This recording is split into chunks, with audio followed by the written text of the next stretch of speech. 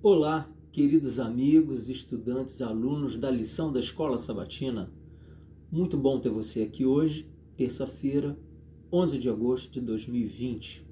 Muito bom mesmo ter você aqui. Antes de seguirmos, quero me desculpar com você por ontem. Eu fiz uma confusão muito grande sobre o dia que era, o que deixava de ser. Segunda-feira, dia 10, eu citei um outro dia, se não me engano, domingo. Enfim, às vezes nós fazemos essas confusões, não é? Mas eu me desculpo com você por esse equívoco, ok? Hoje o estudo tem o seguinte tema: os benefícios de estudar a palavra de Deus. E obviamente, antes de seguirmos, eu peço a você para orarmos ao Senhor. Maravilhoso Deus, entregamos a nossa mente, o nosso pensamento nesse momento, a tua orientação, a orientação do Espírito Santo, para que possamos compreender a palavra profética que estudaremos neste momento. Oramos em Jesus, agradecidos. Amém. Muito bem. Os benefícios de estudar a palavra de Deus.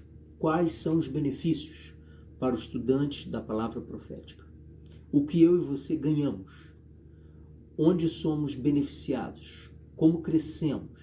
O que há de positivo no estudo da palavra de Deus? Bom, o estudo de hoje começa dizendo o seguinte: existem vários benefícios em estudar a Bíblia. Pedro disse que pelas promessas das Escrituras tornamo-nos coparticipantes da natureza divina. Está em 2 Pedro, no capítulo 1, no verso 4. Tiago falou da palavra implantada nos cristãos, a qual é poderosa para salvar a nossa alma. Estudar a palavra de Deus nos faculta compreender o plano da salvação criado e nascido no coração de Deus, estendido à humanidade através dos evangelhos e da vida de Jesus Cristo, o Messias aqui na Terra.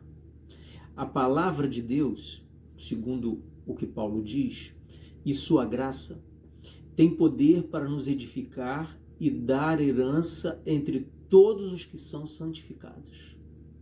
Ou seja, nós passamos a ser herdeiros das promessas do Senhor Jesus. Nós estamos falando das promessas bíblicas que foram dadas primeiramente aos patriarcas e depois estendidas ao povo judeu por um segmento da nação israelita que se formou em grande número por uma triste evidência pelo período em que foram escravos no Egito, e numa sequência de eventos, as promessas bíblicas divinas chegam até nós, que somos, aos olhos da Bíblia, os gentios, porque não nascemos na nação israelita. Se você, como eu, não nasceu na nação israelita, e nós somos herdeiros da promessa, segundo a palavra, através da fé no sacrifício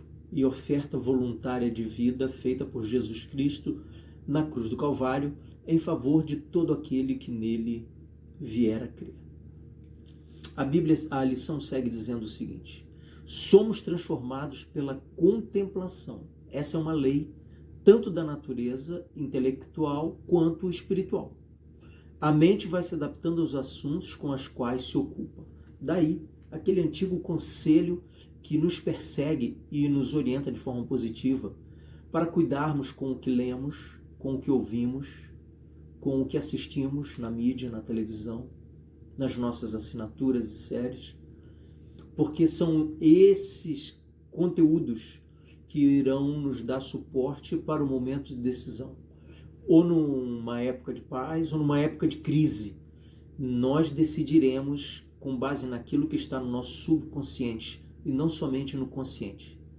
E é importante que você vigie as entradas da alma para que o seu cofre não seja abastecido de uma moeda falsa, que no momento exato da despesa, no momento exato da contemplação, você não tenha uma moeda verdadeira, você não tenha um conteúdo sólido para te suster no momento de decisão e de crise.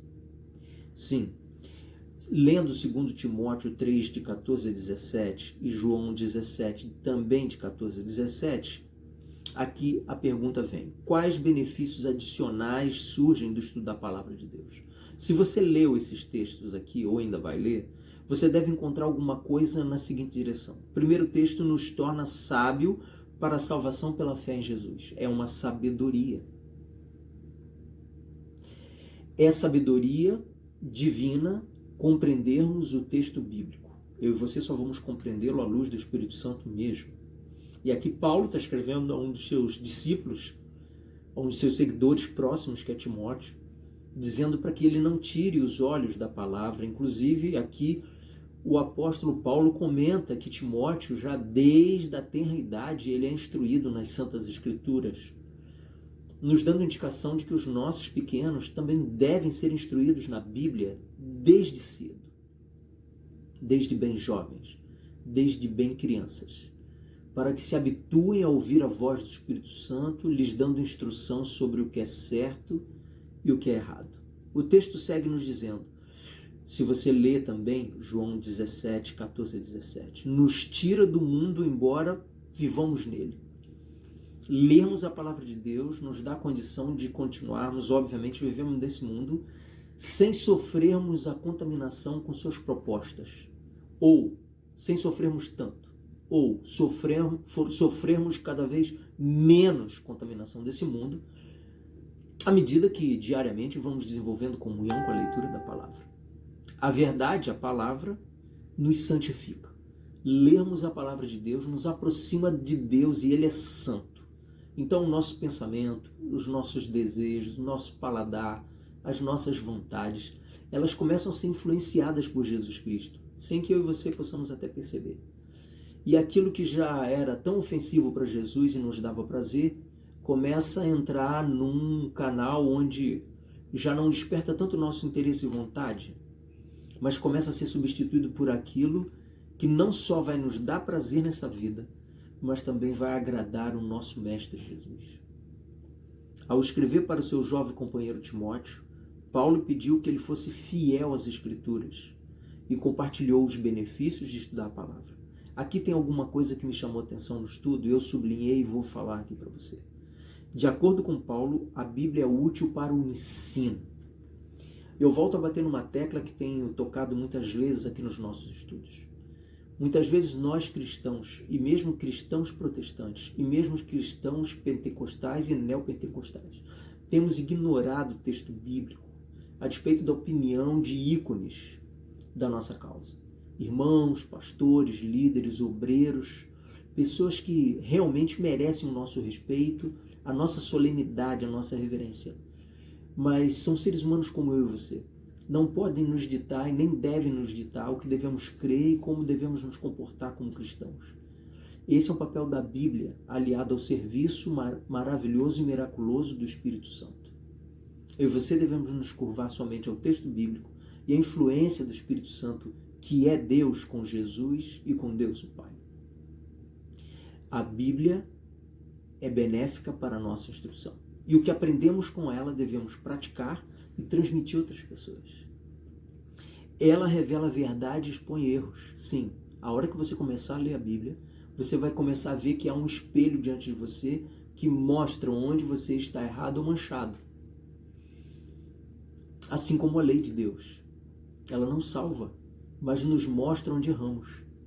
E quando nos mostra onde erramos, nos mostra como devemos também parar de errar. Ela descreve o plano de Deus para a humanidade, a Bíblia. Reprova nossos pecados, corrige nossos pensamentos errôneos e nos instrui na justiça. É uma mudança muito completa, muito grande, muito extensa, e ela não é instantânea e automática, porque nós não somos instantâneos e automáticos na resposta, senão seria. Nós demoramos, nós somos morosos, nós claudicamos, nós duvidamos, nós questionamos a Deus, nós brigamos com Ele, porque Ele nos repreendeu através da sua palavra. Eu volto a perguntar para você, quais são os benefícios de estudar a palavra de Deus depois dessas poucas palavras que nós estamos trocando aqui, eu e você? Sim, porque eu sei que ao falar o seu pensamento viaja e vai ver experiências suas do passado e prospecção de projetos seus do futuro. Agora está na hora de passar um prumo nisso, eu e você. à luz da palavra de Deus, aquilo que está de acordo com a Bíblia e o que não está. Como devemos seguir a partir de hoje? Quais são os benefícios de estudar a palavra de Deus? Eles são apenas teóricos ou são práticos? Eles são apenas propostas ou podem se tornar realidade na minha e na sua vida? Aqui a lição segue dizendo: as Escrituras revelam a justiça de Cristo, não a nossa humana. Olha que coisa magnífica. Ao ler a Bíblia, nós aprendemos como Deus é justo, como Jesus Cristo é justo, como o Espírito Santo é justo. Ao contemplarmos nas Escrituras a profundidade de sua compaixão e cuidado, nossa vida é transformada. Sim, eu e você não vamos nunca nos aproximarmos de Deus, especialmente da Bíblia, e continuarmos como somos. Isso não existe. Se homens e mulheres, amigos nossos, humanos, pecadores, nos influenciam o comportamento, imagina Deus, santo e puro, sábio, inteligente e amoroso como é. Sim, Ele sabe como nos falar o coração, nos mover a opinião e nos convencer de uma conduta diferente daquelas que temos até hoje. Eu sigo pensando como a lição diz: quando compartilhamos sua palavra, as pessoas também são radicalmente transformadas. Se eu e você aprendemos alguma coisa ao estudarmos a Bíblia, nós temos o privilégio e o dever de dizer isso aos outros, através das nossas atitudes e das nossas palavras. O Espírito Santo fará toda a obra. Nós somos apenas os semeadores, como temos dito aqui nos últimos dias. Testemunhar não é compartilhar o que pensamos, nem o que acreditamos. Olha que coisa interessante o autor da lição colocou aqui. Testemunhar é espalhar as verdades eternas encontradas na palavra de Deus. Ou seja, eu e você lemos a Bíblia e aí vamos formar um juízo de valor sobre determinado assunto. Legal, essa é a minha opinião e aquela é a tua opinião. Mas será que é a opinião da Bíblia? Porque o que nós temos que passar para o próximo não é a nossa opinião pessoal sobre o texto. Nem sobre Jesus, nem sobre Deus, nem sobre o Espírito Santo. O que nós temos que passar para as pessoas é o que a Bíblia diz. Você tem todo o direito de pensar diferente da Bíblia e segui-la. Você tem todo o direito de pensar exatamente como a Bíblia diz e segui-la. Agora, você tem a obrigação de ler a Bíblia, compreendê-la e reparti-la exatamente como ela está escrita. Nenhuma vírgula, nem um tio. Nós não temos essa autoridade. A Bíblia não concedeu a ninguém autoridade para alterar o seu texto, seu significado, o seu contexto e suas lições. Ninguém. Então nós temos o privilégio de sermos verdadeiros como a Bíblia, quando transmitimos aquilo que ela quer dizer. Quando a Bíblia abençoa a nossa vida, temos a credibilidade para dizer aos outros de que modo ela também pode abençoar a vida deles. Sim, fomos abençoados e vamos repartir bênção. Eu vou encerrando o estudo de hoje, dividindo com você aqui o seguinte comentário. Nossa função não é converter pessoas. Esse é o papel do Espírito Santo. Somos chamados a proclamar os ensinamentos que mudam vidas e permitir que o Espírito Santo imprima profundamente essas verdades no coração de outras pessoas. Está aqui, esclarecedor comentário. Nosso papel não é convencer ninguém de nada. Nosso papel é exercitar o maravilhoso privilégio de levar a verdade bíblica para as pessoas e poder perceber nos olhos dela a alegria de ter encontrado salvação, o amor de Jesus Cristo, o perdão de Jesus Cristo e o conforto e o consolo do Espírito Santo, além de aprenderem sobre um justo juiz que é o Deus o Pai, para o dia do juízo. Sim, eu e você somos privilegiados ao entrarmos em contato com a palavra profética. Vamos dividir, vamos trabalhar, vamos testemunhar para que outras pessoas sintam o mesmo privilégio e alegria que nós sentimos quando estamos em contato com esse livro maravilhoso. Foi muito bom ter você aqui hoje. Eu espero te encontrar amanhã, quarta-feira, falando direitinho agora, dia 12 de agosto de 2020, para um novo estudo da lição da Escola Sabatina. Agradeço os amigos que me alertaram sobre o equívoco da data. Vocês são maravilhosos, estão sempre me ajudando. E se você tem uma sugestão também, uma opinião a dar a esse serviço de evangelismo, manda a sua opinião para nós aqui. Você pode usar o mesmo canal pelo qual você está recebendo esse vídeo. O WhatsApp ou o YouTube, você é livre para isso. Tá certo? Deus te abençoe. Fica na paz de Jesus. Amém.